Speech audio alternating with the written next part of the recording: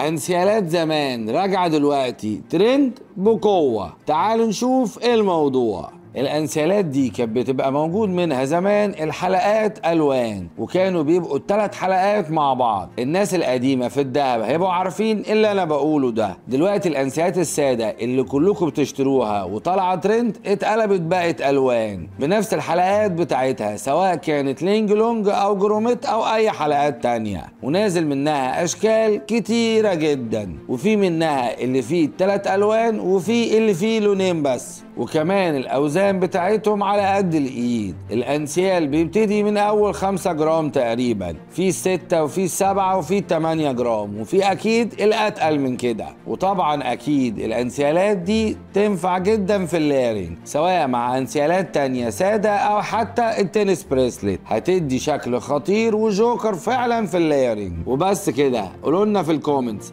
هتيجي امتى تشتري الانسيال ده. كان معاكم دكتور ياسر الطويل، وده الجواهرجي. سلام.